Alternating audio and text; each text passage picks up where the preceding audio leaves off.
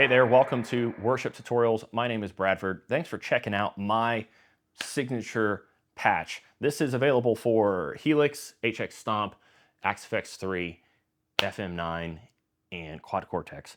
It is using 2 amps, stereo amps, so we can't do it for FM3, can't do it for Pod Go. If you would like the amps we use, the amps I'm using are my Benson Chimera and my Matchless.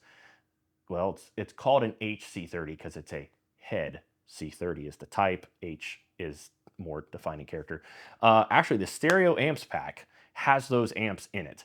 Brian used the C30 as well, and I chose the Chimera. And Brian chose the C30 for his signature patch, and I did as well.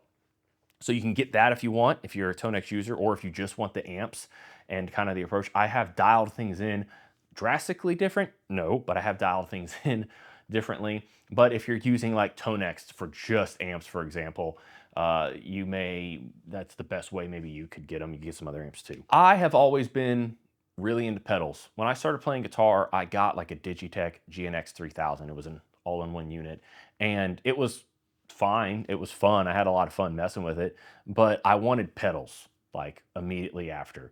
And ever since then, I've been into pedals. Brian got a Helix first, then I got one, and we kind of made a joke that like, well, maybe Bradford needs to make a patch so people can kind of like hear how he would make a Helix pack sound if he was using the Helix. At the time, there was no Kemper stage.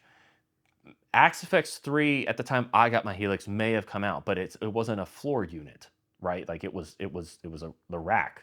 X3, FM9 was not out. So your floorboard options were not as vast. So if people wanted an all-in-one floorboard option, it was really Helix. This is the culmination of my ear dialing in sounds the way I would like to hear an all-in-one unit sound, trying to replicate the vast majority of the sounds I go for on Sunday with my pedal board rig. Now, I have a massive pedal board, and I have like a baby pedal board, that a Novo 18, it's like a PT Junior with a little extra room kind of thing. And what's funny is like I can cop the vast majority of the same sounds between those two. I would suggest that you're gonna sound like you no matter what you play through. If you get to set something up more specifically, you're definitely gonna sound like you. So as I was working on my patch, I spent a lot of time trying to figure out how to make these units sound exactly like what I wanted to. I used our tone match IRs and then grabbed the amp blocks for the appropriate amps that coincide with those tone match IRs so that they match the way they're supposed to. And then I started from scratch. Got the amps dialed in one at a time and got them together, panned them.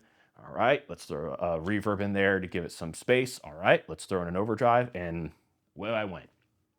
Very pleased with what came out of this. I'll be using this a couple things.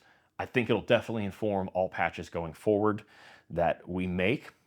Brian learned a lot as well as he was making his patch. He actually also did like a 2-hour deep dive on the, it's so funny to say that out loud, 2-hour video, deep dive into the XFX3 that you can watch. And I know that he's learned a lot, even more so on the Fractal stuff that we'll be able to utilize from. And so this is good. We'll like learn ways to make things better.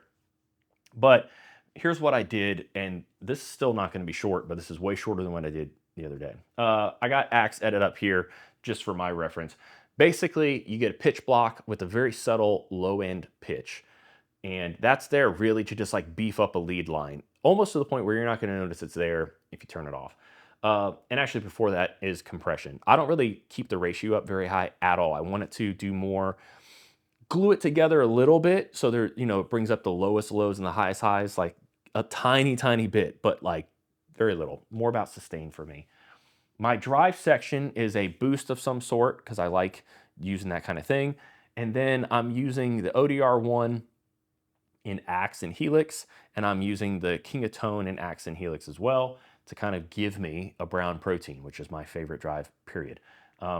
If I were to have the opportunity to make a signature pedal, I'd say it's already been done. They just didn't know it. They called it the protein. That's what I want. In Quad Cortex, you will get a capture of my settings of the green and the blue side. Ta-da! So excited about that. Then we have some form of a vibrato in all 3 units. XFX does not actually have vibrato. You can make it, but it's just not It's not exactly what I want. However, what I do want when it comes to vibrato is the retro reel, which is not vibrato anyways, and that's what is in the Helix patch. Same with Quad Cortex, you get a vibrato in there. Then there's 3 delay blocks. One is actually just a reverse delay, which I really love for textures, and I use it for volume swells. I use it for just chording to add some, like if I'm doing some, some real sparse chords, like 1, 2 strings, or it's not really a chord without 2, 2, 3 strings max, just to kind of like fill some space. And anything that's big and open, like, if I'm strumming, no way, Jose, I'm not going to use reverse. But it's there for some textures. It's nice. It's how I like to do things. Then there's a dotted eighth delay with like a more medium mix. It's there. If it's too prominent for you, of course, back it down. But if I'm gonna make a block and set it up in a patch, I want it to be so you can hear it. So a little bit more repeats because I like that sound. I also play a lot without delay. Especially for cleans, I really like the openness of just a really thick verb. Next is a dual delay, because I really like how that sounds. And I like using that for stuff. I have it set as eighth and dotted eighth.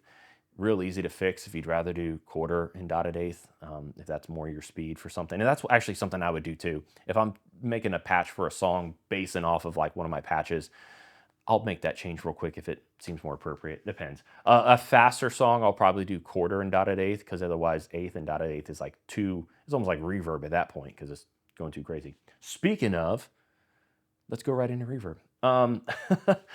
I have like a more medium-ish verb is what I would call it. It's not slight, but when you're playing and you're in a mix, you're gonna still notice it's there. A smaller verb on a guitar on its own is not gonna sound like there's verb on it in a mix, like especially with your own ears in.